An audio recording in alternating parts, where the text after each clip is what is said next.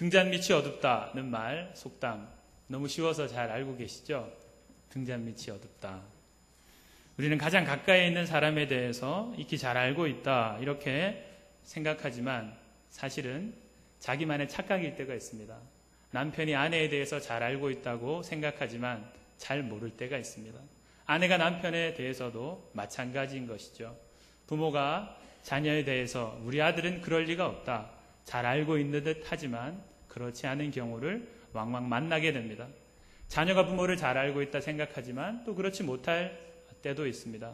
학생이 교사에 대해서 우리 선생님 이런 분이시다 라고 생각하지만 그렇지 못한 경우를 만나게 됩니다. 선생님은 학생에 대해서 잘 알고 있는 것처럼 여기지만 사실은 아직도 학생의 삶에 대해서 잘 모르는 경우가 많이 있습니다.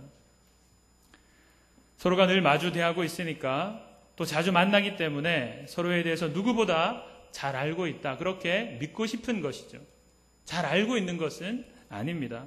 그런 의미에서 우리는 사귐의 시간보다는 사귐의 정도와 또 사귐의 깊이가 더욱더 중요하지 않나 이렇게 생각합니다.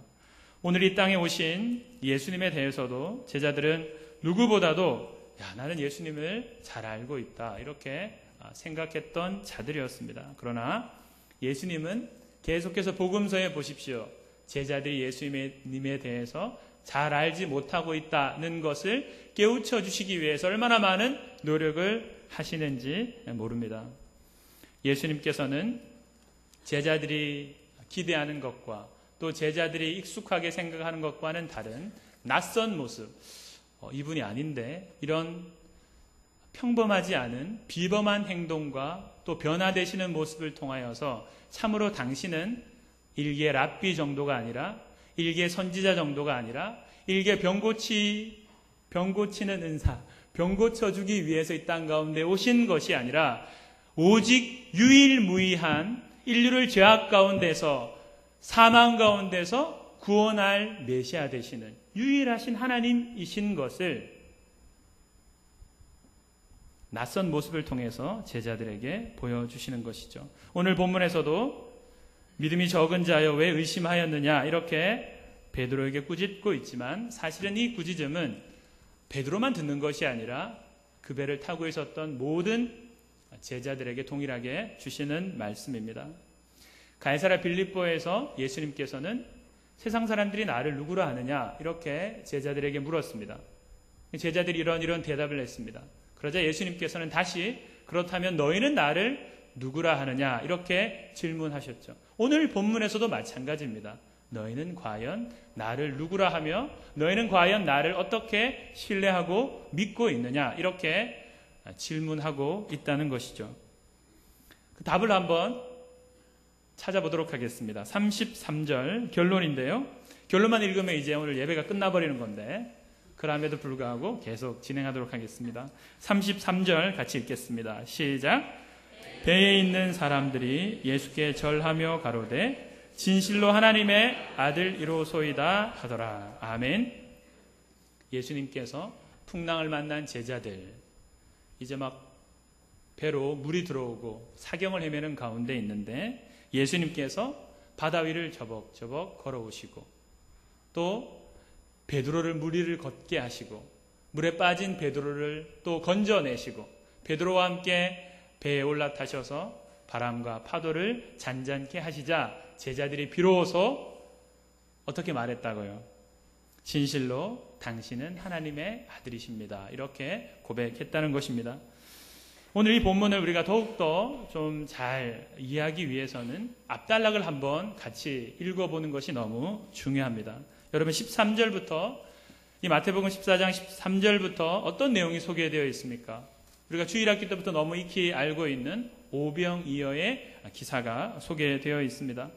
남자 장정만 빈들에 5,000명이 모인 것이죠. 그러니까 여러분 어린 아이들과 여인들을 포함한다면 좋기 2만 명은 넘을 엄청나게 많은 사람들이 빼곡히 빈들에 모여 있습니다. 예수님은 이른 아침부터 하나님의 말씀을 능력 있게 전하시고 또 병든 자들을 어떻게 하십니까? 말씀으로 치유하시고 이 예수님의 집회가 저녁 시간까지 길어지게 되었습니다. 이제 집회가 마치고 돌아갈 시간이 되었는데 예수님께서 가만히 보시니까 어떻습니까? 이 무리들이 하루 종일 내 곁에서 말씀을 듣고 또 집회에 참여하느라 아무것도 먹지 않았으니 돌아가다가 기진맥진할 것이다. 너무 핍절하여서 그들에게 무언가 먹여서 보내야 되겠다라고 생각하시고 야, 너희들에게 먹을 것을 찾아보고 먹을 것을 주어라 하였는데 제자들이 무엇을 찾아냅니까?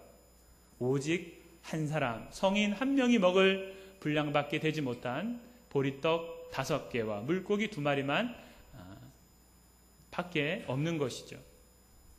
그런데 우리 예수님은 그것을 가지고 하늘을 향하여 하나님께 기도하시고 축사하시고 그것을 떼어서 먼저 제자들에게 주셨습니다. 제자들은 그것을 다시금 앉아있는 또 무리 백성들에게 나누어 주었죠. 그런데 놀랍게도 떡은 다함이 없고 물고기는 계속해서 무언가 마술처럼 계속해서 끊어지지 않고 나오는 것이었어요.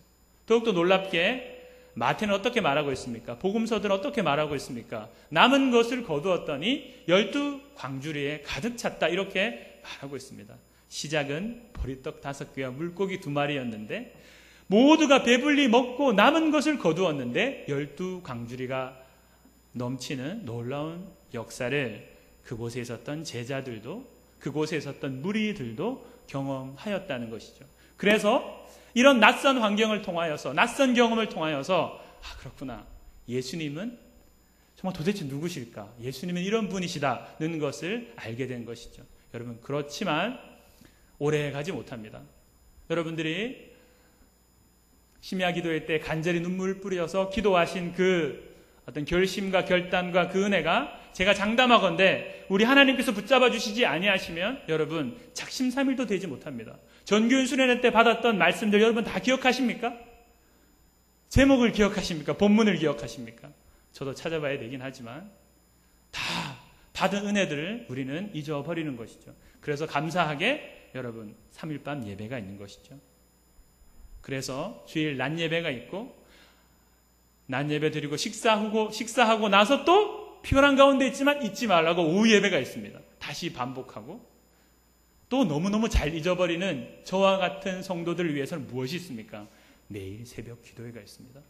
여러분 하나님 말씀 잊어버리지 않을 자신이 있는 분들은 일주일에 한 번 정도만 나오시면 괜찮아요. 하지만 저처럼 받은 은혜는 너무나 귀하지만 늘 까먹고 잊어버리고 넘어지는 자들은 매일매일 조용히 기도의 시간을 찾는 것이 필요합니다. 하나님을 만나는 시간이 필요한 것이죠.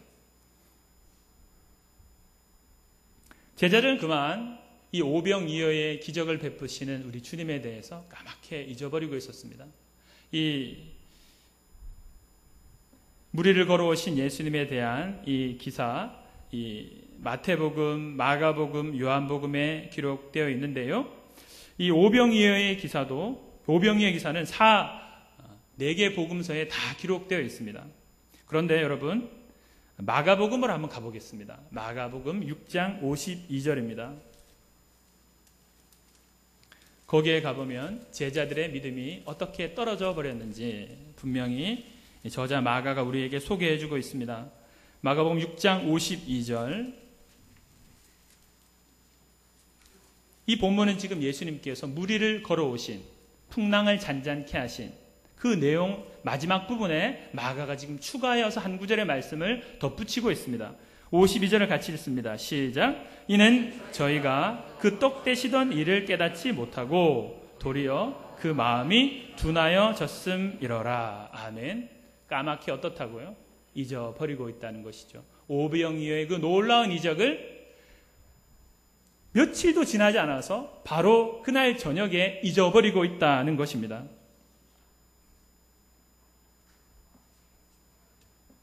제자들은 예수님이 누구신 줄 알고 또 본인 스스로는 예수님에 대해서 잘 알고 있고 믿는다 이렇게 고백하지만 여러분 저와 여러분의 실력이 어떻습니까? 제자들의 실력이 어떻습니까? 분주복잡한 세상 속에 들어가게 되면 우리의 믿음이라는 것이 얼마나 초라하기 짝이 없는지, 내가 믿고 있는 믿음의 실체가 얼마나 초라한지, 겨자씨만한 믿음만 있을지라도 이 산이 들려서 저리로 옮기라 하여도 될 것이라 하였는데 정말 저 믿음 있습니다 라고 말하지만 여러분이 속한 문제 앞에서는 얼마나 두려워하고 얼마나 염려하고, 오히려 염려하고 걱정하지 말고 감사함을 하나님께 아뢰라, 기도하라 하였는데도 불구하고 그렇게 하고 있지 못한 여러분 자신을, 저 자신을 우리가 얼마나 자주 확인하게 됩니까?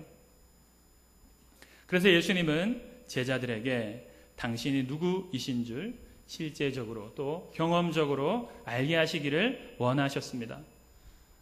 여러분, 우리는 어떤 사람을 알고 교제할 때 오랜 시간이 지나면 그와 나누었던 대화들, 그와 함께 갔던 여행지나 함께 먹었던 음식들, 여러분 다 기억이 나십니까? 저는 기억이 안 나더라고요. 저는 머리가 나빠서 그런지 다 기억이 안 나더라고요. 여러 가지 음식들 가운데 가장 맛있었던 음식, 여러 가지 나누었던 대화들 가운데 가장 의미심장했던 이야기들, 여러 가지 갔던 곳들 중에서 가장 제 기억 속에서 감동이 있었던 장소들이 기억에 남았던 것이죠. 우리 예수님도 이제 초대 교회에 기둥같이 세워질 제자들을 그냥 버려두시는 것이 아니라, 내가 비록 떠나지만, 공생의 3년 동안 너희들을 가르치고 내가 떠나지만 너희들이 기둥같이 세워져야 된다. 믿음이 무엇이냐? 너희들이 내가 없는 가운데서 더욱더 나를 신뢰하고 초대교회의 기둥처럼 세워져야 된다는 것을 가르쳐주기 위해서 이런 특별한 경험을 제자들에게 허락해 주시는 것이죠. 그래서 본문, 우리가 오늘 읽은 말씀 다시금 여러분 마태복음 14장으로 오시겠습니다. 본문 22절에서 예수님은 제자들을 빨리 재촉하여서 건너편으로 배를 타고 이동하게 하신 것이죠. 자기보다 앞서 가게 하셨습니다. 그리고 자신은 어떻습니까? 오병이어의 기적을 경험하고 흥분되어 있었던 무리들을 안정시키고 진정시키고 각자 집으로 돌려보낸 후에 내가 너희들의 뒤를 따라서 가겠다. 그렇게 제자들에게 말하고 제자들을 먼저 배에 태워서 건너편으로 보내었습니다. 그런데 우리는 좀 익숙하지 않고 좀 어색한 내용을 만나게 되는데요.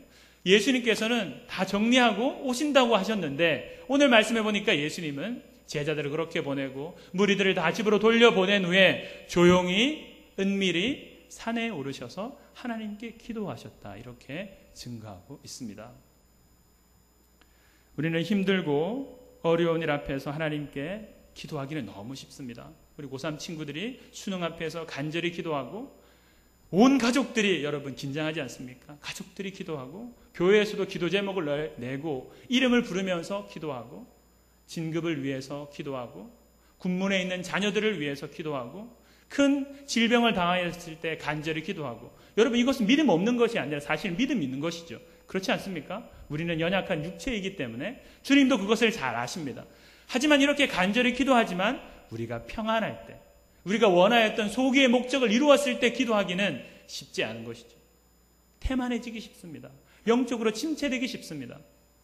예배 생활을 등한히 하기가 쉽습니다. 찬양 생활, 기도 생활, 성경 읽는 생활을 여러분 귀찮게 여기기 쉬운 것이죠. 그런데 우리 예수님도 얼마나 여러분 이 오병이의 이적을 행하시고 여러분 얼마나 흥분되었겠습니까? 예수님도 인간이신지라, 예수님은 하나님이시지만 우리와 똑같은 참 사람이시오 참 하나님이시잖아요. 그런데 어떻게 이 보리떡 5개와 물고기 2마리로 이 많은 사람들을 배부르게 할 수가 있었을까? 예수님도 흥분되었겠죠. 얼마나 흥분되었는지 짐작할 수 있는 말씀은 또 요한복음 6장에 가보면 찾지는 않겠습니다. 요한복음 6장 15절에 있는데요. 거기에 보면 모여있었던 무리들이 오병이어의 기적을 경험하고 나서 예수님을 어떻게 세우기를 원하고 있습니까? 예수님은 원치 않았습니다.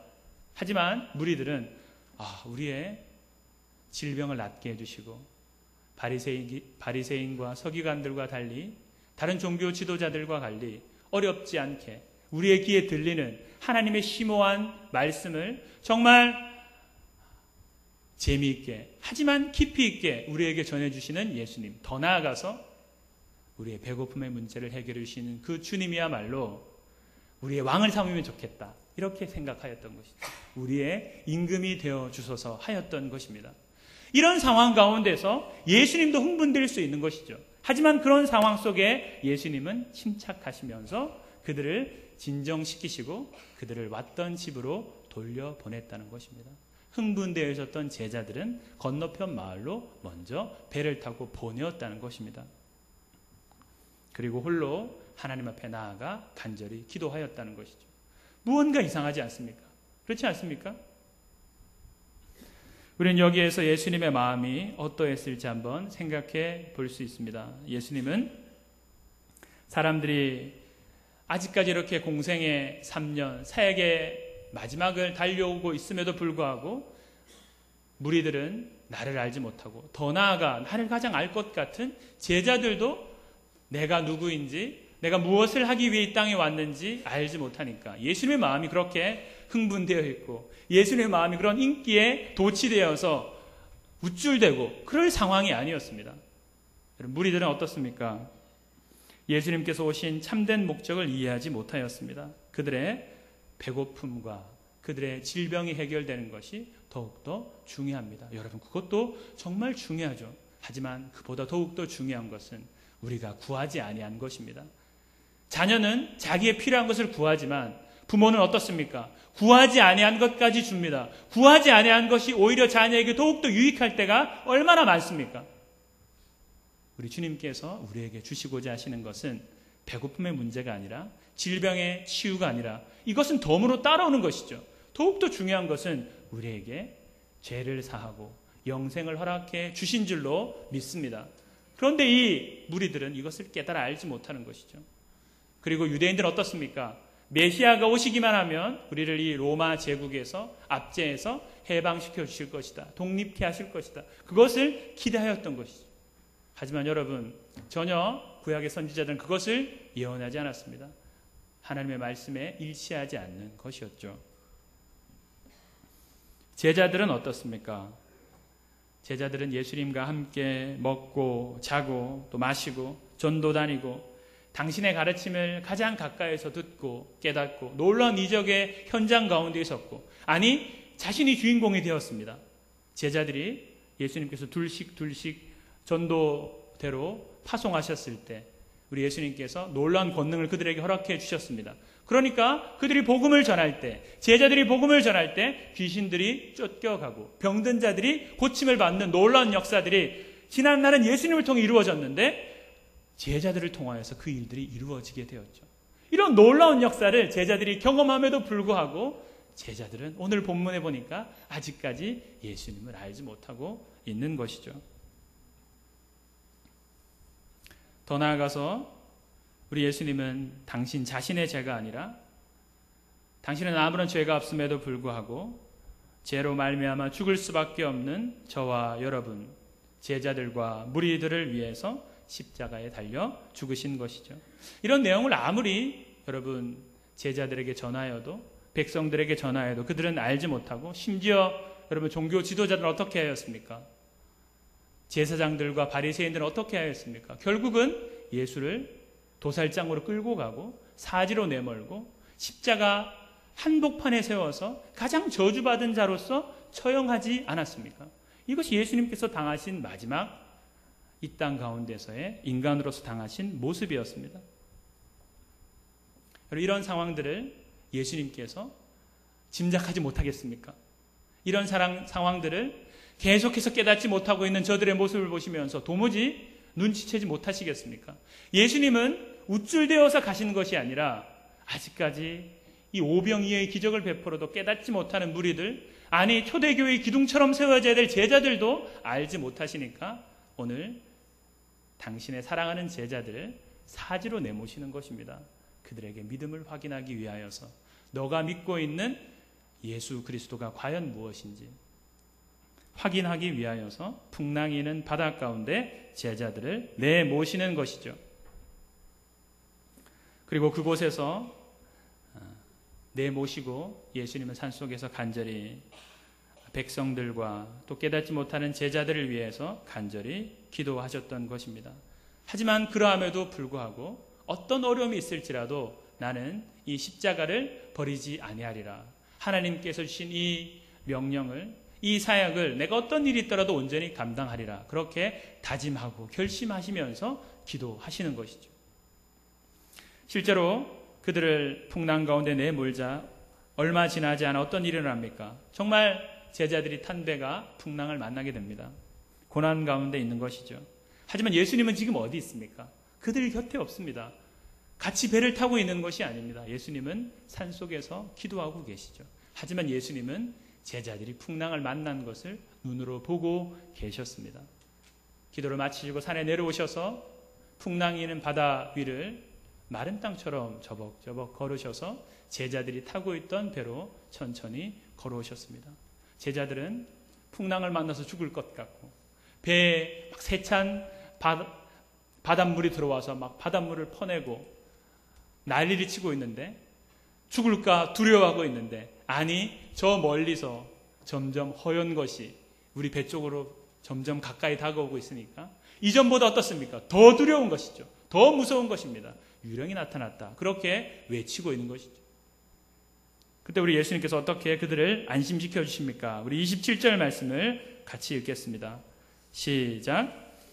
예수께서 즉시 일러 가라사대 안심하라 내니 두려워 말라. 안심하라 내니 두려워 말라. 이렇게 두려워하는 제자들을 안심시켜 주십니다. 제자들은 그 풍랑 가운데서 유령인 줄 알았는데 목소리는 주님의 목소리인 거예요. 우리 선생님의 목소리인 거예요. 알아차리는 것입니다. 하지만 아직까지 그들을 믿을 수 있습니까? 어떻게 예수님께서 바다를 뚫고 여러분 바다 위를 걸어서 오신다는 것을 믿을 수 있습니까? 혼란스럽고 복잡한 가운데 있는데 베드로는 어떻습니까? 주님께서 말씀하셨으니까 주님 만일 주시거든 저를 오라고 해 주십시오. 그러면 제가 이 바다 위를 걷겠습니다. 모두가 머뭇거리고 있을 때 베드로는 예수님께 요청하였습니다. 그러자 예수님께서 어떻게 하십니까? 오라. 방황치 말고 오라. 죄 있는 자들아 어서 죽게 오라. 우리 찬양으로 고백하잖아요. 오라 이렇게 하였습니다. 인류 역사상 바다 위를 풍랑 가운데 뚫고 걸어갔던 예수님을 제외하고 누가 있습니까? 오늘 말씀에서 만나는 사도 베드로밖에 없는 것이죠. 가라앉지 않고 중력의 법칙을 초월하고 자연 법칙을 초월하여서 베드로는 바다 위를 여러분 절대 나도 바다 위를 걸을 수 있다. 믿음만 있으면 되는 것이구나 하여서 한강에 가셔서 여러분 시험하시면 안 됩니다. 특별한 임무를 맡기기 위해서 그들의 믿음을 더욱더 견고케 하기 위해서 하신 것이지 여러분에게 오라 하지 않았는데 여러분 가지 마십시오. 확실히 오라 하였을 때 그 오라 음성도 여러분 사탄이 준 음성일 수 있으니까 잘 분별하시기 바랍니다.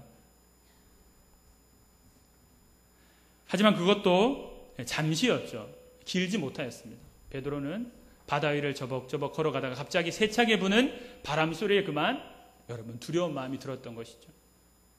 바람 소리를 듣고 파도를 보고 예수님께 좀 전까지 주목하였던 베드로가 예수님을 주목하지 못하고 바람과 파도를 주목하게 되었을 때 베드로는 바다 깊숙이 빠져들게 되는 것이죠.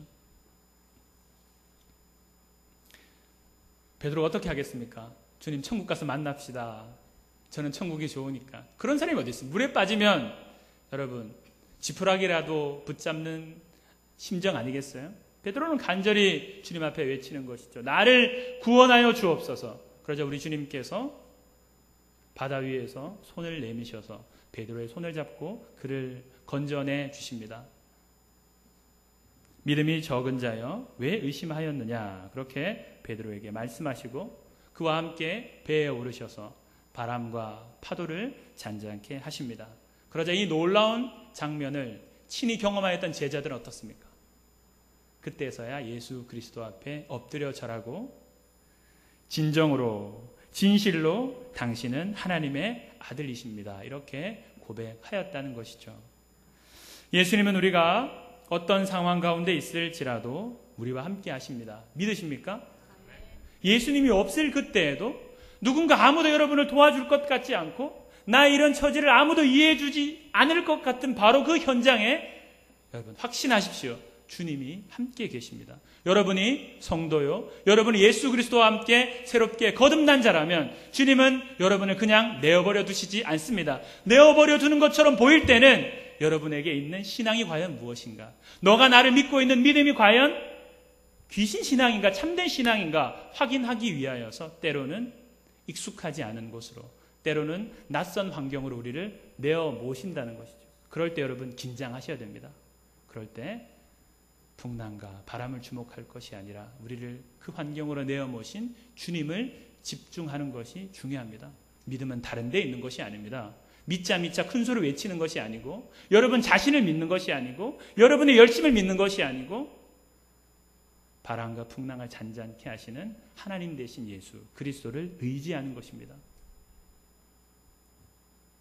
사랑하는 성도 여러분, 한 주간 여러분이 어떤 상황 가운데 있었는지 저는 알 도리가 없습니다. 저는 그런 재주가 없어요. 여러분들이 어떤 어려움을 당하셨는지, 어떤 수고를 당하였는지, 부부싸움을 하셨는지 저는 잘 알 수 없습니다. 하지만 아무도 나를 이해해 줄 것 같지 않고 정말 최악의 상황이다라고, 여러분 각자의 문제가 최악이잖아요. 그렇지 않습니까? 다른 사람의 문제보다 나 자신의 문제가 최악입니다. 최악의 상황 가운데 있다 할 바로 그때 우리 주님이 함께 하십니다. 사실 풍랑을 만나서 심한 곤란 가운데 있었던 제자들보다 누가 더욱더 여러분 괴롭습니까? 누가 더욱더 힘들겠습니까? 산속에서 은밀히 단독자로 하나님 앞에 기도하셨던 예수님이 더욱더 고통스러운 것이죠. 아무리 가르치고 아무리 보여주고 아무리 모범을 보여주어도 아무리 설교해도 시각적으로 보여주고 오병이의 기적을 베풀어도 심지어 죽었던 자를 살려내어도 깨닫지 못하는 것이죠. 알지 못하는 것입니다. 그런 상황 속에서 우리 예수님은 기도하시는 것이죠. 그럼에도 불구하고 내가 져야 될 십자가를 묵묵히 져야 되는 것을 다시 한번 다짐하시면서 하나님 앞에 기도하시는 것입니다. 여러분, 저와 여러분은 어떻습니까? 우리는 자유롭습니까? 오늘 본문에 만나는 제자들만 믿음이 없습니까? 여러분은 믿음이 있으시고 그렇습니까? 그렇지 않죠. 우리 또한 이 예수님을 우리의 무언가, 우리의 필요를 채워주시는 분 정도로, 우리의 재판장 정도로, 물건을 나누는 자 정도로 이해하고 있지는 않습니까? 우리의 질병의 문제를 고쳐주고, 우리의 배고픔의 문제를 고쳐주고, 수능이 대박 나도록 만들어주고, 이런 것으로만 우리는 기대하고 있지 않습니까? 그렇다면 아직도 우리는 예수 그리스도에 대해서 잘 알지 못하는 것이죠. 우리는 우리에게 주어진 어려운 문제가 있을 때, 우리 앞에 발등에 불이 떨어졌을 때 오히려 내 곁에 있는 자녀들, 또 내가 맡고 있는 직분들, 내가 돌아봐야 될 영혼들에 대해서 무관심해지기 쉽고 또 소홀해지기 쉽습니다.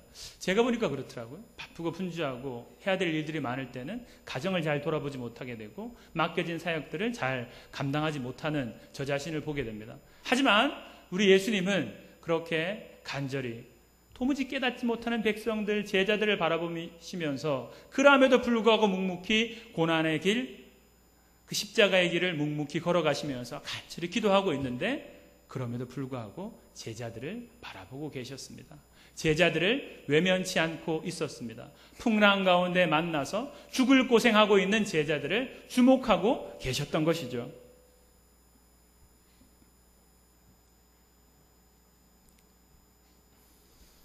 그리고 예수님께서 때가 되어서 그들을 구원해 주셨습니다. 그런데 여러분, 우리는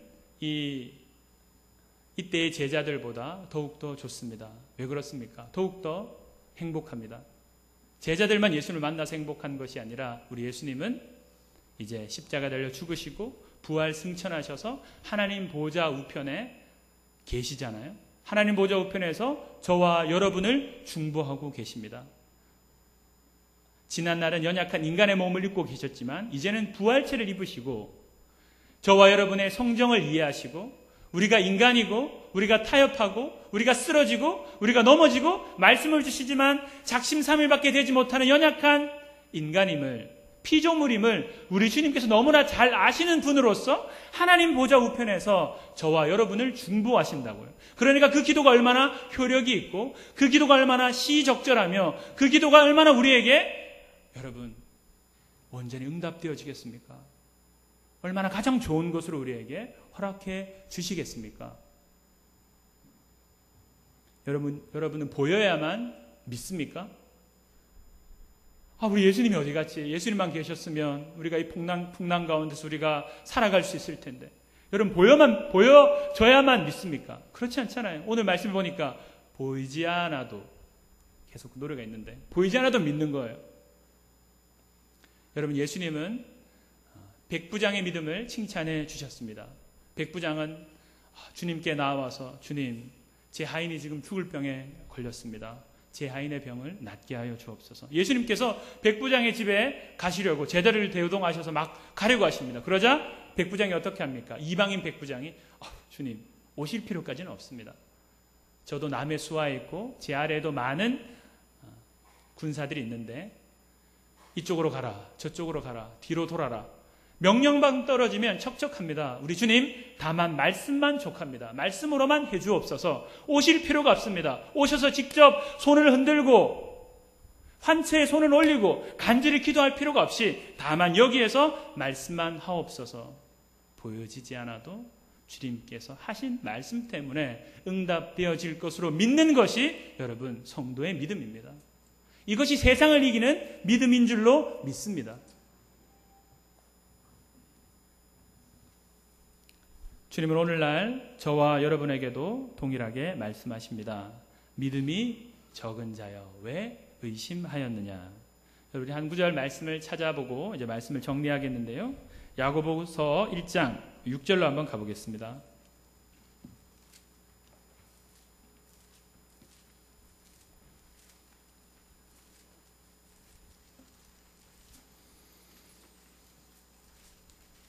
야고보서 1장 6절부터 8절까지의 말씀을 우리 한 절씩 우리 함께 읽도록 하겠습니다. 우리 같이 합독하겠습니다. 오직 믿음으로 구하고 조금도 의심하지 말라. 의심하는 자는 마치 바람에 밀려 요동하는 바다 물결 같으니 이런 사람은 무엇이든지 죽게 얻기를 생각하지 말라. 두 마음을 품어 모든 일에 정함이 없는 자로다. 아멘. 두 마음을 품은 기도는, 의심하는 기도는 응답되지 않는 것이죠. 저희 가정은 아직도 여름인가요? 가을이죠. 여름 휴가 때 저기 삼척에 있는 해수욕장에 가서 놀다 왔는데요. 우리 자녀들이, 우리 아이들이 바다를 경험해 보지 못해서 바다에 익숙하지 않는 거예요. 저는 해양경찰 출신으로서 이 바다가 아주 좋은데 이 녀석들은 바다를 들어가려고 하지 않는 거예요. 세 녀석 다. 그 중에 제일 막내 녀석이 절대 바다에 안 들어가려고 그러더라고요. 그래서 첫날에도 이렇게 애를 썼는데도, 그리고 걔들을 안전하게 또 바다에서 놀도록 하기 위해서 제가 튜브 3개를 열심히 풀었다는 것 아니겠습니까? 여러분, 그게 입술로 튜브 3개를 부는 작업이 쉽지 않습니다. 그런데 애들이 절대 그 튜브에 안 탈 줄로 알았으면 저는 불지 않았을 거예요. 바람 빼는 일도 그만큼 힘들더라고요. 절대 안 타더라고요. 그런데 첫날도 그렇게 보내고 둘째 날 다시금 바닷가에 나갔습니다. 그래서 다시금 해수욕장에서 놀고 이렇게 하였는데, 이제는 어제도 몇 시간을 경험하고 또 오늘도 바다에 경험하니까 파도가 밀려오는 것에 익숙하고 적응이 되었는지 한 손은 아빠 손을 잡고 한 손은 엄마 손을 잡고 파도가 밀려오면 이 막내 녀석입니다. 막내 녀석이 저희가 이제 구령을 붙여주죠. 하나 둘 셋 하면 파도가 딱 밀려오면 점프를 딱 하는 것이에요. 파도 타기를 하는 겁니다.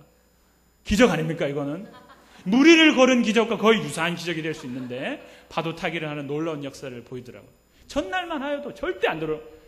물 근처에서만 저를 보기만 하면 혹시 체포하여서 물속으로 들어갈까 봐 막 도망가고 그렇게 했던 아이가 둘째 날은 파도를 타는 모습을 보았습니다.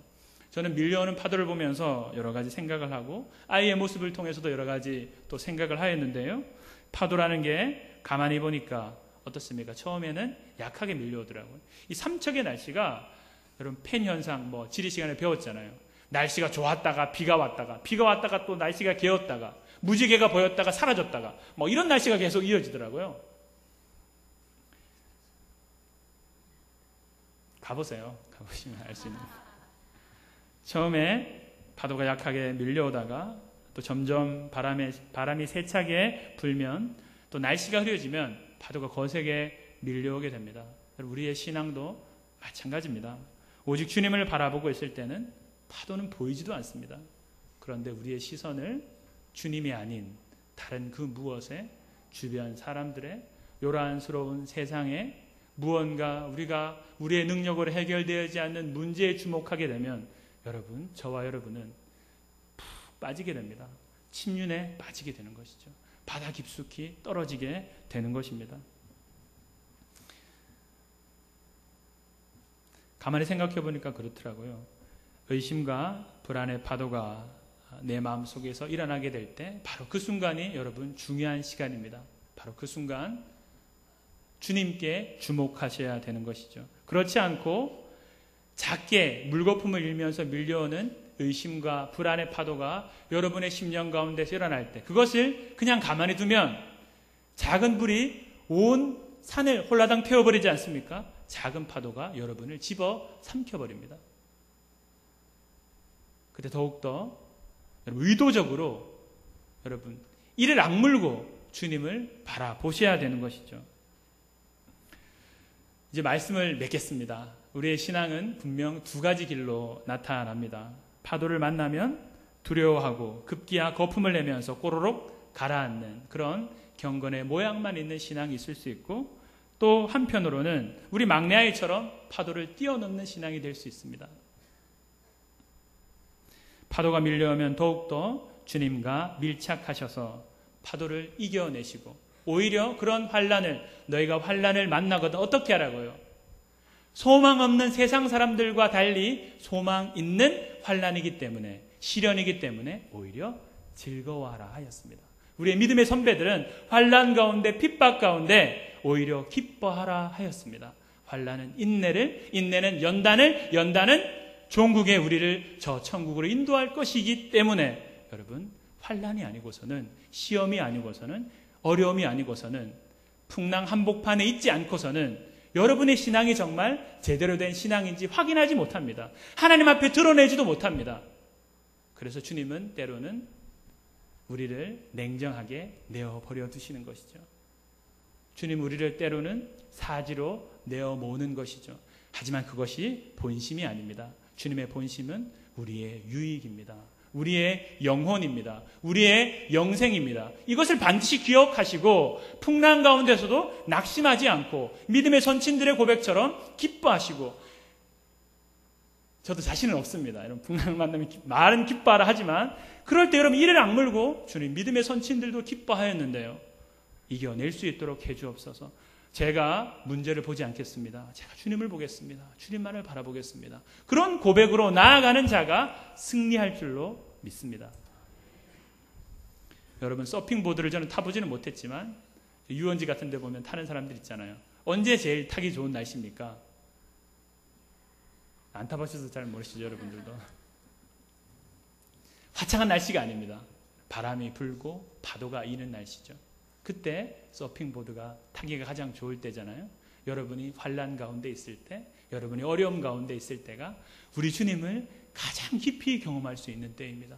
우리 주님의 능력이 이처럼 위대하시구나, 우리 주님은 온 우주 만물도 주님 앞에서 잠잠하구나, 그것을 경험하는 것이 바로 여러분이 단독자로 있을 때, 여러분에게 아무도 도와줄 사람이 없는 바로 그 환경 가운데 있을 때, 바로 그때입니다. 그때 낙심하지 마시고 우리 주님께만, 우리 어린아이들이 온전히 엄마에게 집중하듯이 우리 구주 되신 예수 그리스도께만 집중하시는, 그리하여서 그 풍랑을 언제든지 이겨내시는 저와 여러분 되시기를 간절히 소망합니다. 기도하겠습니다.